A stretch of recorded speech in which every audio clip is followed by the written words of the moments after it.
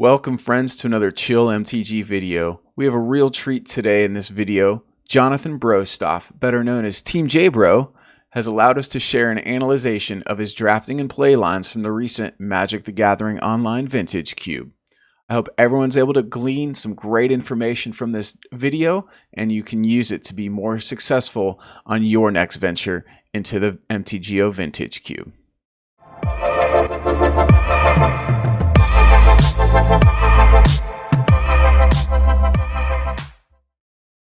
Team Jbro was the trophy leader this last Vintage Cube with an amazing 56 trophies.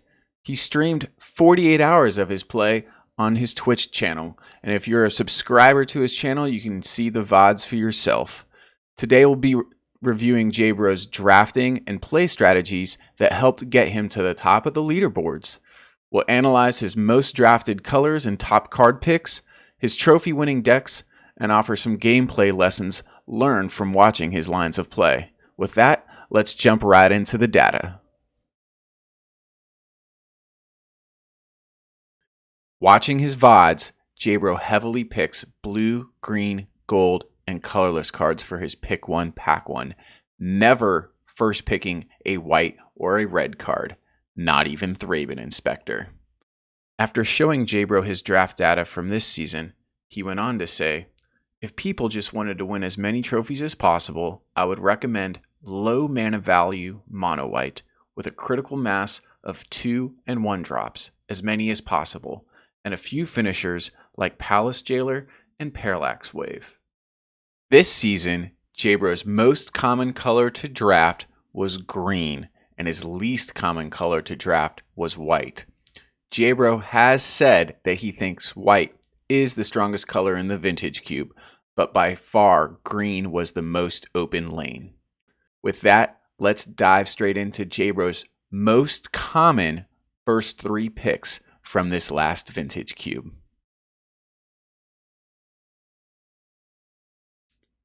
Jbro's most common top pick, that's the first 3 picks of pack 1, was the Scarab God.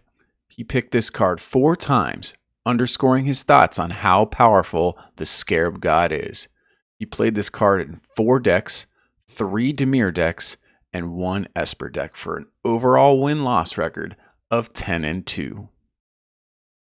Jbro's next most common picks were Mana Drain, Gaia's Cradle, and Library of Alexandria. Jbro top picked these cards 3 times each, earning an impressive 2 trophies with Mana Drain and 1 trophy each with Gaia's Cradle and Library. Finally, rounding out Jbro's most common top picks were Mox Jet, Search for Tomorrow, Ignoble Hierarch, and Nisa Who Shakes the World. These top picks really show how much Jbro valued drafting green.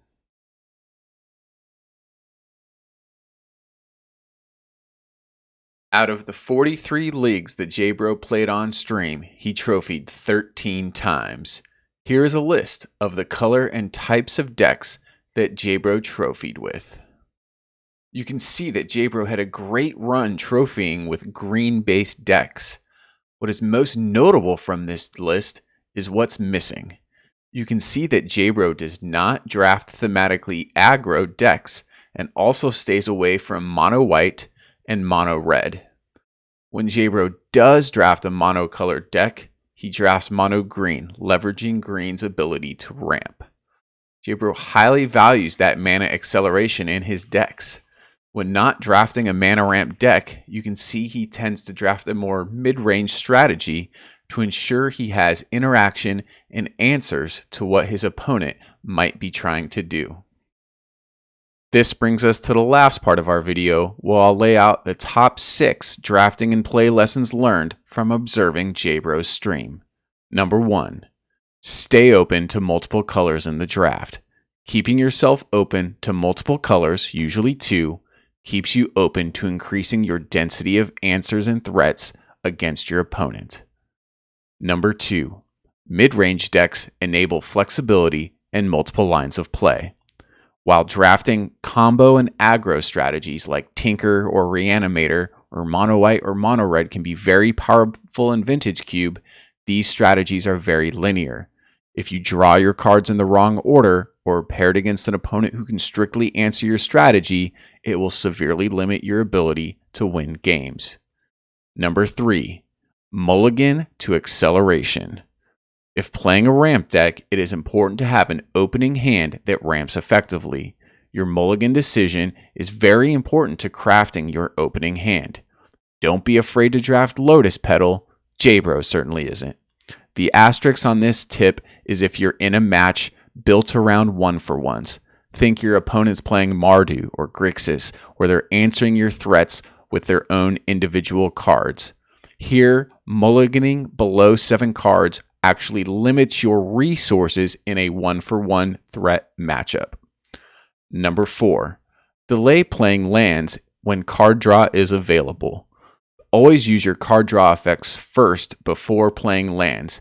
Why? You may draw a strictly better land for the situation, or you may decide to play a different land based off the cards that you've drawn. By waiting for more information, you keep your options open. Number 5, check for opponent priority before playing spells that you really want to resolve. Sometimes in games on Magic the Gathering Online, you have the ability to play multiple spells per turn. If you're trying to play a spell that you absolutely want to resolve, if possible, play a different spell first to see if the opponent is holding priority. If your first spell instantly resolves, you know your OP has yielded priority, F6 the turn, and you can safely play your important spell. And then finally, number 7. Even Jbro makes mistakes. We've all been there. We've clicked through phases inadvertently. We've forgotten to activate our planeswalkers, or we've played the wrong tapped land. Jbro makes the same mistakes that you and I do. But it's important to remember that these are just mistakes. Keep your cool and play on. Because remember, Cube is amazing. I hope you picked up a few ideas in this video that will help you play and draft better next time the Vintage Cube is on Magic Online. I'd like to personally thank Jonathan Brostoff for allowing me to share his stream data. If you enjoy watching high-level draft play, please check out his Twitch channel linked below in the show notes. Additionally, this year is the 3rd annual Cube for Charity event by Jbro and Jim Davis. This year's event is going to have some barn burner of legendary players, so stay tuned to Jbro's Twitter and Twitch stream for more Cube for Charity details coming soon. And with that, thanks for watching, and thanks for chilling with me here on Chill MTG.